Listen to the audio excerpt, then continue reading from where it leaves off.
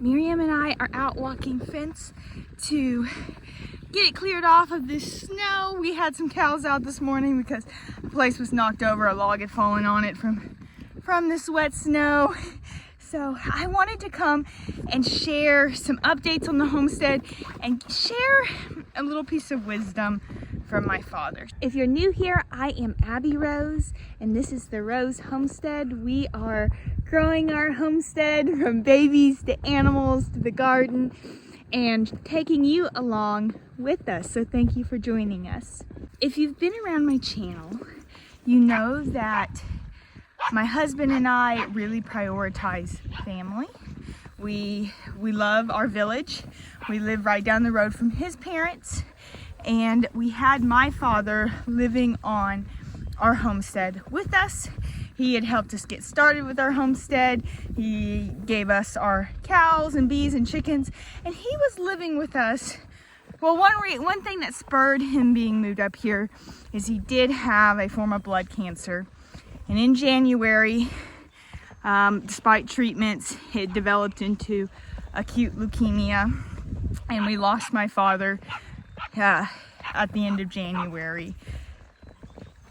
And you know, it has been hard to lose the person, I mean in every way, but in the homestead sense, because that's what this channel is about, is homesteading.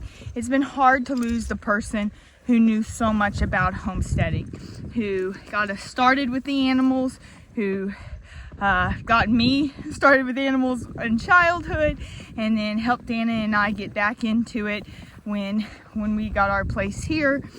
It's hard to lose him because there was so much advice I never got from him. So many questions I never got the answers to. For example, we had a few beautiful days and I was wondering, should I give pollen powder to our bees? And I couldn't ask him that.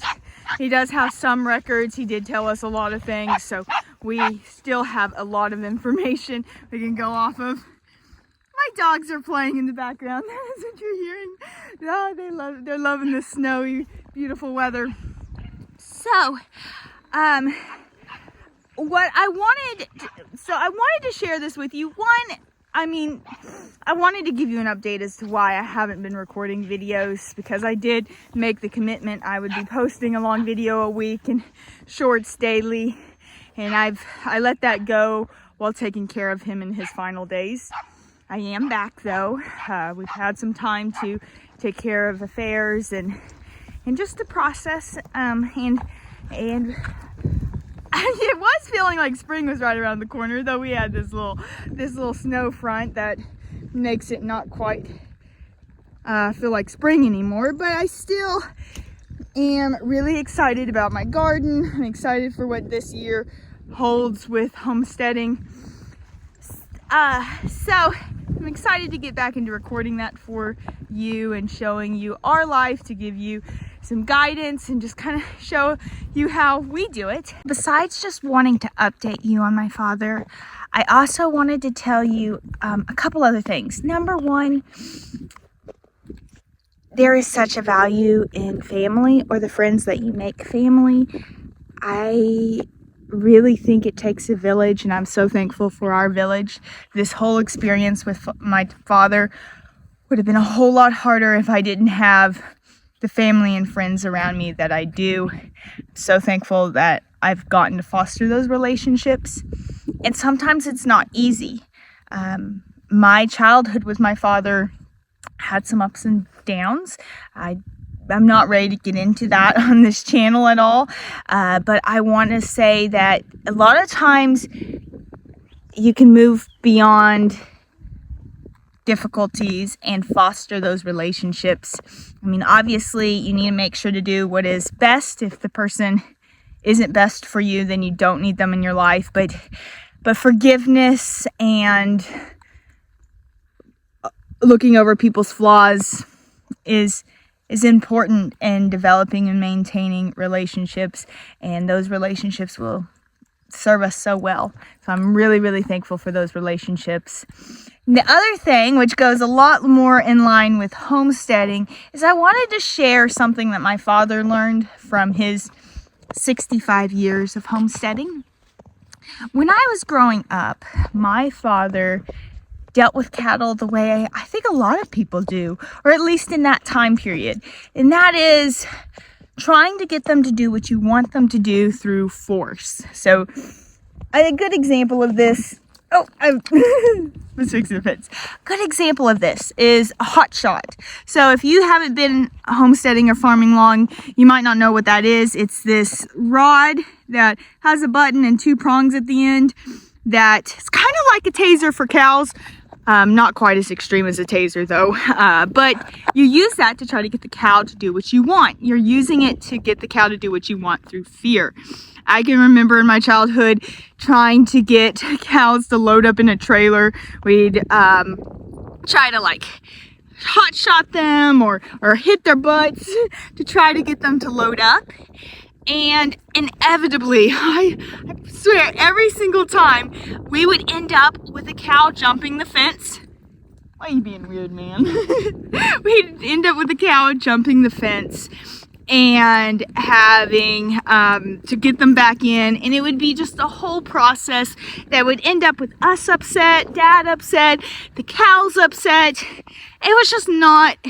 It just didn't work. And I think a lot of people think when you're dealing with animals that utilizing like fear or pushing the cows is a good way to do it. And I could tell you, and my father would tell you, that utilizing their desires more than their fears is so important. So we really don't ever push the cows. We never try to make them fear us to go somewhere. And if I do, it never works out. Instead, we use feed and we use their desires to make sure that they can, make sure that they go where they're supposed to go. Oh, I just figured out where the cows got out. See that? The snow is totally knocked down the fence right there. No wonder they were out, and they must have a post gone. Well, good to know that they just literally stepped over well, they could have. Actually, I didn't even see footprints.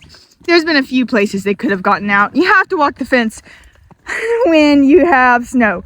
Anyway, I digress, totally off point. What my point was, where was I? So we don't use fear anymore with cows. We use their desires. We use feed buckets to get them to go where they want to, or we want them to go. And we actually do that with all of our animals. I mean, pushing chickens, impossible. Leading chickens with grain, very easy.